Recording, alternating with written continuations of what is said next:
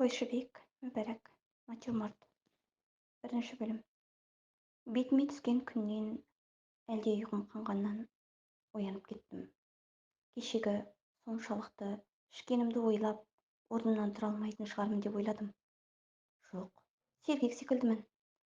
Тіпті арақты артық ішкен күннің ертеңінде таңдайды құрғатып, жаныңды қинап тұратын шөлдей, басыңның ішінде әлде бір қорғасын құйылып кеткендей зеңдіретін ауру да жоқ. Бірден Еркені іздедім. Жалғыз жатыр екем. Еркенің мастерской емес, өзімнің кешегі түскен қонақ үйімде. Шыға берістегі кіші бөлмеде теледидар сөйлеп тұр. Шамасы кеше шығып бара жатып өшіруді ұмытып кетсем керек. Әлде түнде келген соң бұзған шығармын. Ойыма еш нәрсе түсер емес. Енді кешегі кешті басынан бір-бірлеп есіме түсіре бастадым. Ұзақ ұшқан самолеттан шаршаныңқырап түскем. Алдын ала тапсырыс беріп қойған қонақ үйге түсе салып жуынып шайынып алдым да ресепшннен жақын маңайда қай жерде жақсы ресторан бар деп сұрадым. Жайықтың жағасында. Осыдан шыға оңға бұрылып жарты шақырымдай жүрсеңіз болды. Алдыңызда деген ресепшнге рахметімді айтып, сонда тартқам. Ресторанның ішінде адам онша көп емес. Столдардың көбі бос. Әуелде бір столға отырайын деп оқталдым да, бәрібір жалғызбын. Онан да барда отыра бермеймін ба деп шешкем. Барменге аса қуатты араққа тапсырыс беріп, арнайы румкадан үлкен стовкаға алдырып, сонымен ішіп отырғам. Егер 12 столдан өтіп кетсе, саған берем.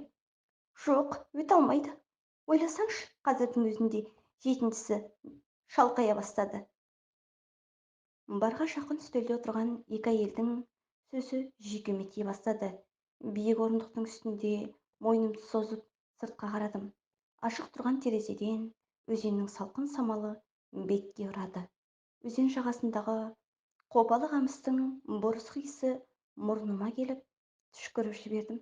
Сау болыңыз, мырза жігіт. Манағы әйелдің бірі сыңғырлай тіл қатты. Мен мойнымды бұрмастан, рахмет, өзіңіз де, деп алдымдағы босап қалған рөмкені барменге қарай сырғаттым. Закуска алмайсыз ба? Бармен арақты рөмкеге балық көздерімен құйып жатып, рахмет, керек емес, дедім мен қайтадан сыртқа көз тігіп. Закускасы ертең қиын болады. Бармен неше рет ескертіп жатыр. Мен ақыры күлдім де, ертеңді ойлар шама жоқ.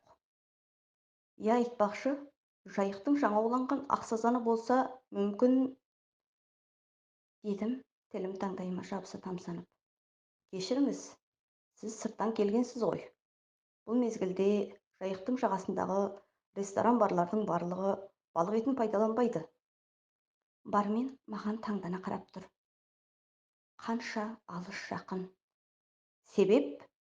Дедім мен еш мақсатсыз сұрақ қойып. Сондай қағида, деді ол да иығын қиқаң еткізіп. Енді қызыға бастағандаймын. Түсінбедім, дедім барменге ары қарай түсіндіріп жібере ме деген емеурінмен. Түсінбейтін түгі жоқ, биыл көктем жай шықты. Уылдырық шашу уақыты енді басталды.